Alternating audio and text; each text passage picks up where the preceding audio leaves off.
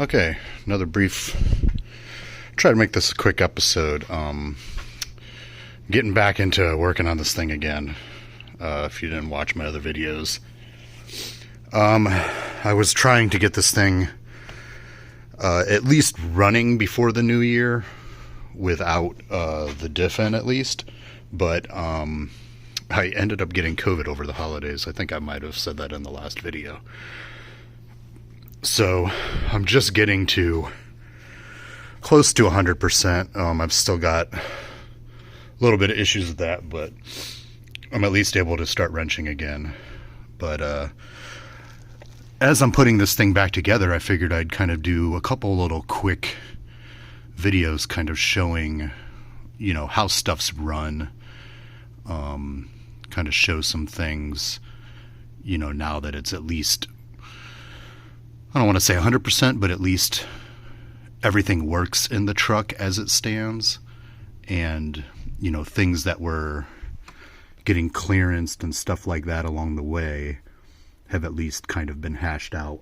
So as I'm putting this thing back together, I think I might do, I don't really have much left, even though it doesn't really look like it, but I don't really have much left. So my next video might be with it completely, at least starting. I may not have the front diff in yet. I'm trying to see if I can finish this up maybe today. We'll see. I really don't have much to put on, just the water pump, the tensioner, and the vacuum pump, which is right there. It's only a few bolts, and then radiator hoses and fan, and then I could reconnect the trans line. But what I've done, I've got the new fuel lines. I replaced these. I've heard of people reusing them. I reused them on the first time when I did my cam swap, and I leaked fuel everywhere. So I think they're like 50 bucks. They're kind of expensive, but just for peace of mind, I replaced those. And I have some crow's foot wrenches to torque those properly, just to make sure that they do not leak. But we have fuel hooked up. I have cycled the fuel pump. The fuse is back in.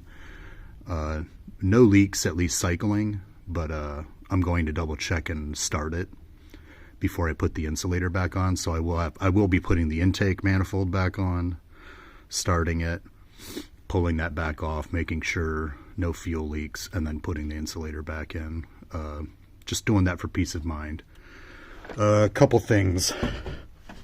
So, talking to a couple people, someone is doing a swap and is having some clearance issues here. So I kind of wanted to show, I have pretty decent clearance. You know, I'm using the stock fitting on the heater core.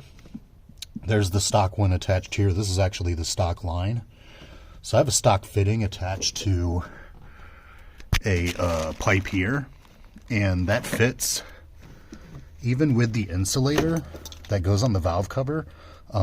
It is pretty close with the insulator on there. It does sort of touch, but I haven't had an issue with that. But as you can see, I have pretty good clearance there. This is a 2019, so I do want to refresh people's memory on that. This is a 2019. You know, the 2015, 2016 Colorado does have a different V6. I'm not sure if the firewall area is different. I do know the AC lines are ran different on the 15, 16. So I'm not sure if that affects heater core placement. I wouldn't think it would, but you never know. I just want to kind of show that. I do got quite a bit of clearance there. My fuel pump to the firewall has pretty good clearance. I mean, I could fit, you know, my finger behind the plug. The motor's not even close. I do have the breather lines ran. These are the ZR2 breather lines. So there's the transfer, that's the transmission, and that's the transfer case. Transfer case is not hooked up at the moment, but it's pretty close to where it's supposed to be, so it is pretty high. The Silverado ones that came with my motor actually sit farther down. So I just moved the ZR2 ones over just in case to keep them up high. Let's see. So I've tied all my fuel plugs in place where I want them to go. The insulator does fit pretty good. I did have to clearance the insulator for the this ICT oil pressure thing. No big deal. It's just a small section I cut out. I do want to run the insulator. It does quiet the fuel pump noise because this is direct injection. Yeah, so that's pretty much what we've got going on up here. I think I've discussed this is the factory V6 Colorado alternator line. When you run the Camaro accessories like I'm running, it does allow that to be ran. You might be able to run it other orientations, but I haven't tried that. I don't think I covered, this is the ground from the stock Colorado.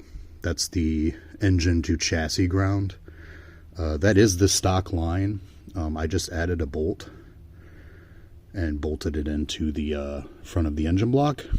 You do need that attached. There was a period of time where I had some communication issues with the ECM, and it was because this ground I was doing some work and I had actually taken it off and forgot to reattach it, and I had all kinds of communication issues because that was grounding the ECM. But yeah, so make sure you install that. That's kind of a big deal there. Those that aren't good with electronics, having a ground not attached is not a fun thing to be chasing around. Electrical is not necessarily my forte, but I digress from there. All right, let's go underneath. This is kind of the main thing I want to show with this video. And please forgive my welds. They are horrible, I know. I'm not a welder by any means, not even close. But I kind of wanted to show, this is the, so those that remember, these are the Hooker Blackheart LT swap headers or swap manifolds. They are just cast manifolds. They do sell them coated in black or silver. When I bought these, it was during COVID and I could not find the coated ones. I tried to put some coating on there. It was just some cheap stuff. It obviously didn't work out very well because they look pretty bad. It was an orange coating. I thought it would look cool, but as they've gone through some heat cycles, they don't really look as good, but don't really care about that. This obviously isn't a show truck, but I kind of want to show what kind of clearances you get with that. My only real complaint about them is I'm not a big fan of the two bolt flange. It'd be really nice if they were V-band. I don't know if they make V-band. These were about the only ones I could find when I looked, just because of COVID going on. I think they make V-bands where they're flipped a little because for turbo setups, but I'm not sure about just regular manifolds. But you know, the passenger side gives you plenty of clearance. I don't have the exhaust pipe in here right now, but I might, when I do the, you know, fully together, I'll show this again. I have plenty of clearance for the starter. I'm about to put that in a minute. But I do have to run a little bit of a heat shield. I just modified the factory heat shield of the starter to keep the wires tucked so that it clears the flange. It's mainly because this flange is right at where all the wiring for the starter goes. But I've made that work. I'll show that in a future video. The driver's side is kind of the big issue, mainly because the front drive shaft comes in here. So you have to have the front drive shaft coming in here. Obviously, this is only four-wheel drive. If you have two-wheel drive, you're going to have a whole lot more room here. But with four-wheel drive and you have the drive shaft coming in here, you know, this is where the flange is. This all has to basically bend around your diff flange for the drive shaft, plus the pumpkin is all right in here. So you're very, very limited on space here. This pipe pretty much comes almost down and then instantly goes this way. I did leave enough room, just barely, to where I can fully take out this bolt and kind of angle it out. That's a big thing you have to look at when you fabricate your exhaust, is making sure that you can actually attach the flange, which is why this would have been nice if this was a V-band. If you could weld to cast and you're good at that, you can probably cut these off and put your own V-band. That would probably help a lot with clearancing in here, because you wouldn't be necessarily dealing with bolt clearance, which is probably the biggest thing in this area. I just realized I don't have the light on. There we go. Now you can see that better. You can see that bolt there. So the way I have it kind of fabricated is I am able to get that bolt on, and that was probably one of the hardest things, was getting this piping right to be able to get that and fit a cat. So I do run cats. These are very, very small clearance. They are EPA certified. They're actually California compliant. I picked those up. They're in the parts list. They are from Amazon, but they are legit cats, not any type of like high flow or anything, but they work pretty good. They quiet it down. But yeah, I wanted to kind of show that clearance. And then if you remember, my drive shaft has plenty of clearance in here. It's pretty tight, but it gets the job done. And then yeah, there's the swap manifold. So the factory one actually angles out a little bit, and one of the posts is actually very close to the frame. You could probably trim and use the factory V8 manifold, but it's going to kind of get even more funky in here. But it can work. I've seen it work. I wanted to kind of show that. Let's see, that's the breather for the transfer case I need to install. Let's see. I'm trying to think what else. Well, I have this apart that I haven't covered yet. Let's see, I've got my wiring reran. I've reinstalled my knock sensor. My dipstick's in. Since the manifold's in, you have to put the manifold in before you put the dipstick in. Removing this knock sensor helps just give you more room to put the dipstick down from the top, because it is pretty tight up there. Let's see. Stretch belt. So I will say this right now. I hate stretch belts. This stretch belt is probably the biggest pain in the ass ever. One of the issues is, so with the V6 or the 16 Camaro accessories, this crank pulley is very, very close to the engine to give you as much room as possible. And because of that, you cannot get the belt behind here, which seems to be, from videos I've watched, the easiest way to attach the stretch belt. And because you can't do that, it is very, very hard to get on.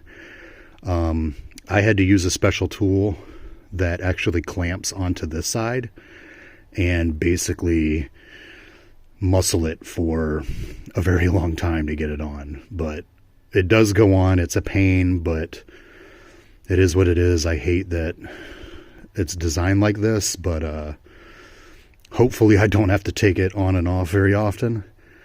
But it is what it is. It's back on now. I wanted to get that back on while I had a lot of this dismantled and I don't have the plugs in, so that way the engine spins easier. And I also don't have the intake manifold on, which also helps because this spins a whole lot easier. So I think that's pretty much all I'm going to cover in this video.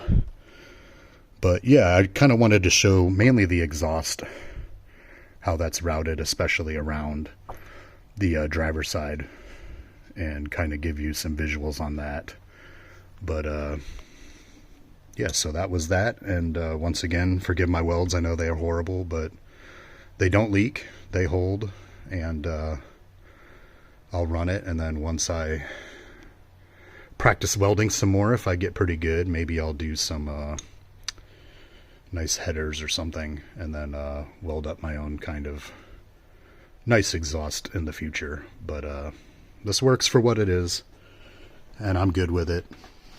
And like always, if you guys got any questions, let me know, and I'll catch you guys on the next one.